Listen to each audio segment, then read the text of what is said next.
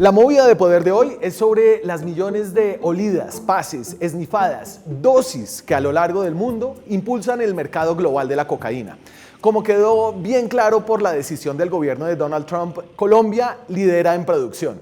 En el país se hace un récord histórico del 70% de toda la cocaína en el mundo. Eso ya lo sabíamos por el conteo milimétrico de hectáreas de coca y el cálculo de la producción potencial de perico que se publica año a año. Está claro que en términos de oferta la cosa no va bien.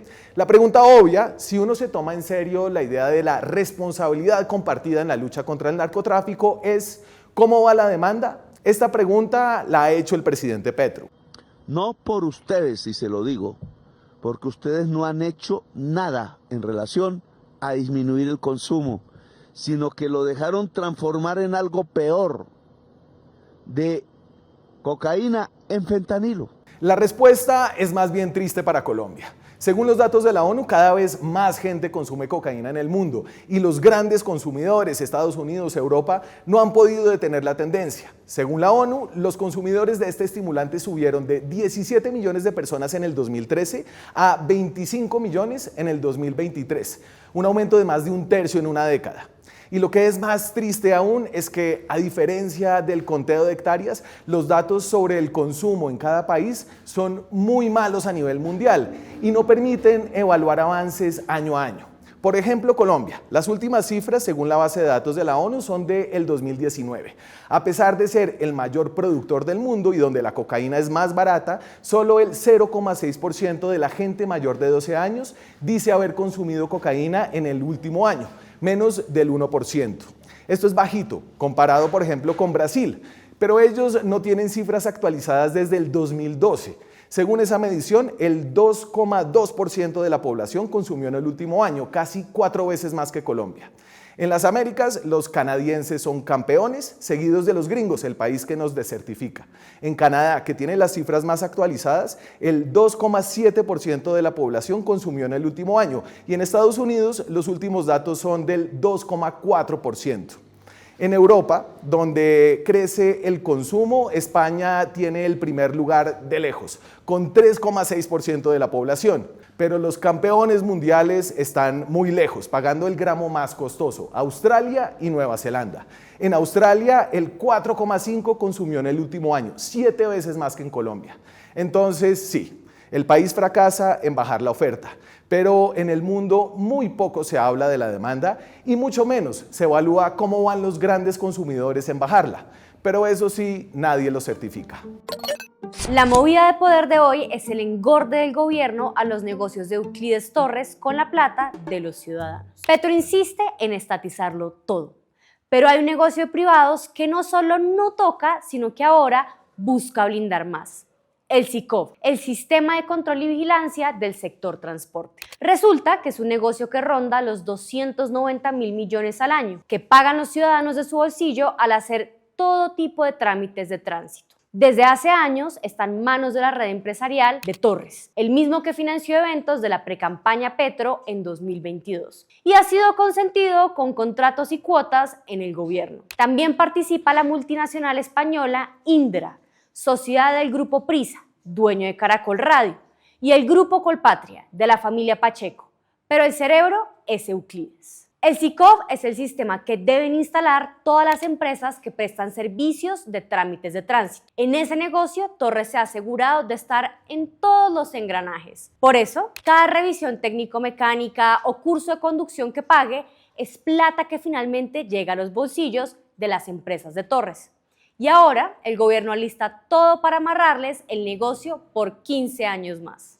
La Superintendencia de Transporte sacó 3 borradores de resoluciones que actualizan las condiciones técnicas del SICOV, pero en la letra menuda se establece que solo los actuales proveedores pueden seguir con el negocio y que podrán seguir con él por lo menos hasta 2040, otros 4 gobiernos. Y de paso, le cierran la puerta a otros competidores. Mejor dicho, un traje hecho a la medida del clan que tiene la tajada más grande del mercado. Pero además, la movida muestra el poderío de los Torres en el gobierno, porque quien firma las resoluciones es Alfredo Piñeres, el supertransporte vinculado a este clan. Como reveló La Silla, Piñeres fue el representante legal de Capatest Colombia SAS, una de las empresas que la Superintendencia de Industria y Comercio vinculó a la malla de 40 empresas de Los Torres. Y hoy es el dueño del 30% de esa empresa. Aún así, Piñeres le dijo a La Silla que no tenía conflictos de interés. Y no ha sido el único guiño. En vísperas de Año Nuevo, la ex superintendente Aida Lucio Espina, a quien Nicolás Petro señaló como cuota de Euclides, amplió el alcance del SICOP a todo el sector de transporte terrestre, marítimo, fluvial, aéreo y portuario. Una mina de oro lista para explotar. Y que no solo engorda torres, sino que también le pasa facturas a cada persona que saca un pase, hace el curso de comparendo o tiene que llevar el carro a la técnico-mecánica. La movida de poder es sobre los Bryans de Colombia. A propósito del debate que abrió el presidente Gustavo Petro, hay datos concretos sobre la carga que implica ponerle a un hijo un nombre atípico en Colombia. Madres y padres pueden ayudar o hacer más difícil el éxito futuro de sus hijos en el bautizo. Que el nombre importa, lo puso en debate a su manera Petro. Son muchachos perdidos en la vida. Yo le llamo Bryans. En todo barrio popular hay un Bryan que se lleva a las mujeres, quién sabe a qué, y después las deja embarazadas y botadas. Y uno de los mayores problemas de Colombia y Bogotá es la mujer embarazada. Que ya salió el documento. Ah, bueno, listo. ¿Ah? Presidente, pero no. También hay Bryans. Sí, sí, sí. Los Bryans son hombres vampiros, porque en la sociedad hay hombres y mujeres vampiros codiciosos. Los Bryans de Colombia salieron a defenderse. El Bryan, un influencer, lanzó una parodia con varias verdades. La principal, hay muchos Bryans buenos y exitosos. Desde la Asociación de Bryans de Colombia informamos a la Presidencia de la República que ya estamos cansados. Durante años se nos ha señalado injustamente, nos han convertido en meme y nos han negado el derecho a ser tomados en serio en nuestra vida laboral y personal. Soy Brian Steven y soy enfermero. Soy Brian Armando y soy ingeniero mecánico. Brian David, soy profesor y fotógrafo.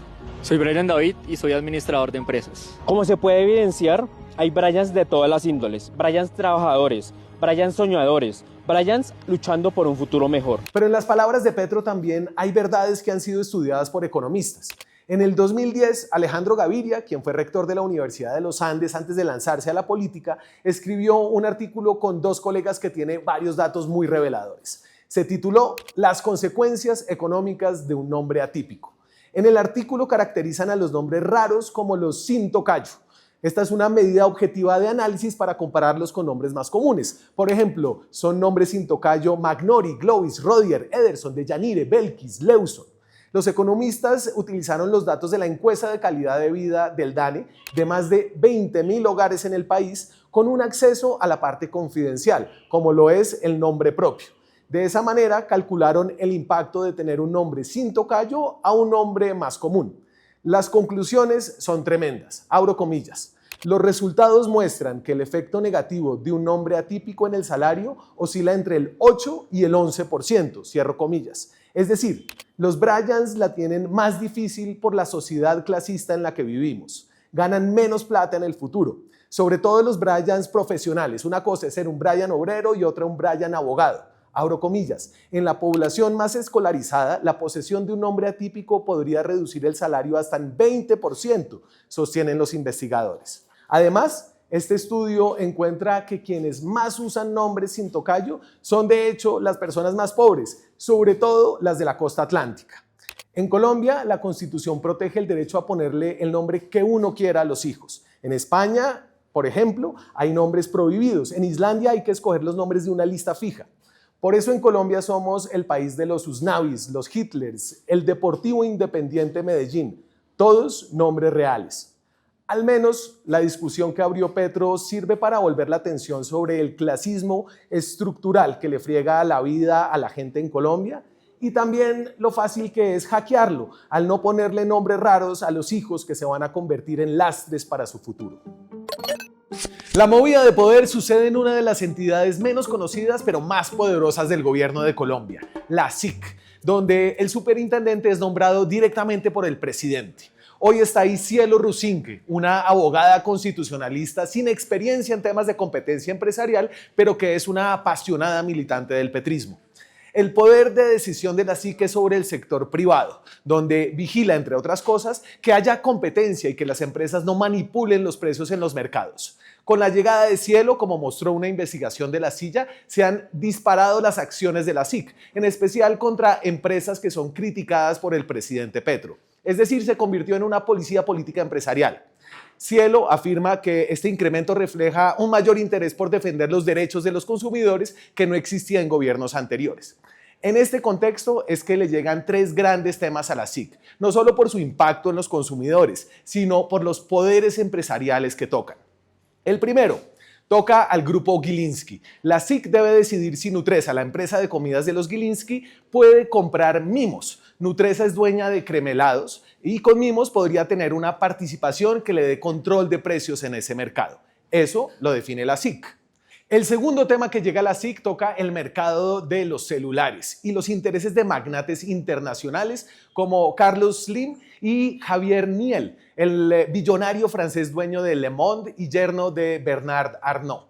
La SIC debe definir si se permite y en qué condiciones la fusión de Movistar y de Tigo, el segundo y tercer operador de telefonía móvil de Colombia.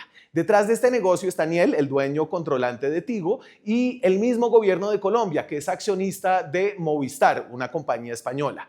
Si se aprueba la fusión, Colombia quedaría con dos grandes operadores, Claro, de la familia Slim, y la empresa que surja de Movistar y Tigo. Esto podría conformar un duopolio de facto, que haga inviable a otras compañías de celulares más pequeñas como WOM o ETV.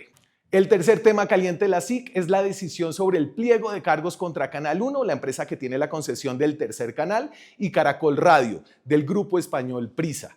La SIC los acusa de intentar una integración no informada, lo que puede acarrear sanciones multimillonarias. Acá La Silla tiene un conflicto de interés porque Canal 1 nos contrata para hacer un programa de televisión.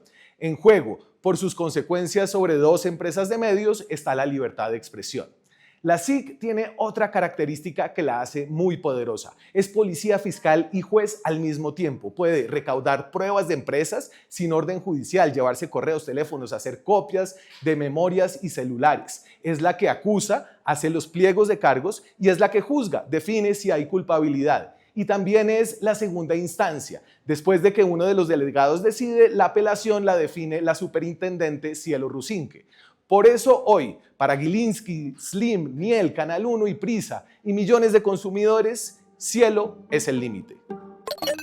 La movida de poder de hoy es el humo que hubo detrás de los rumores de la visita del presidente Gustavo Petro a Manta, Ecuador. El abogado del narco ecuatoriano José Adolfo Macía, más conocido como Fito, finalmente negó que su cliente se haya reunido en Ecuador con Petro. La cadena de especulaciones arrancó tras el viaje que realizó Petro a Manta, después de la posesión del presidente de ese país, Daniel Noboa. Eso fue a finales de mayo. Esta ciudad costera es bastión de los choneros, banda que lideraba alias Fito y en donde fue capturado días después. La semilla de los rumores la sembró un medio ecuatoriano llamado El Dato Ecuador, que afirmó, sin pruebas, que Petro se habría reunido con Fito durante ese viaje. Y de ahí se desprendieron rumores y suspicacias en medios y la oposición colombiana. Y hubo 2 días que se esfumó, que no supimos nada. En Ecuador se dice que no salió de una casa, que supuestamente se había reunido con ese bandido narcotraficante Fito. El columnista Mauricio Vargas en El Tiempo afirmó que un periodista ecuatoriano le contó, abro comillas, que Petro aparece ubicado en una mansión propiedad de un familiar de Fito. En otra parte dice, abro comillas, todo indica que, conocedor de la influencia de los choneros sobre las disidencias, Petro fue a pedirles que los convenzan de volver a la mesa de negociaciones de la paz total. A los rumores sin base se sumó una carta, supuestamente de alias Fito, en la que le pedía la mediación de Colombia para evitar su extradición. Pero la Cancillería dijo que no se comprobó su autenticidad y negó cualquier gestión al respecto. Incluso en redes circularon imágenes creadas con inteligencia artificial. O se ha vinculado a Fito y el viaje de Petro con el magnicidio de Miguel Uribe, pero todo es falso. Usted estaba con Fito en Manta. Yo nunca he conocido al tal Fito. No me digan que con alguien así interesante, pero con Fito. ¿Sabe quién es Fito? No friegue. no respetan. Seguro que un periodista ecuatoriano confundió cuando yo dije Fico y creyó que era Fito. Creyó que era parecido. Ahí Petro pasó al ataque. La emprendió contra medios, incluso contra La Silla, a quien acusó erróneamente de haber publicado que él se había reunido con el narco. La presidencia tuvo que rectificar en privado, pero el presidente nunca fue capaz de hacerlo en público. Lo cierto es que Petro sí estuvo en Manta.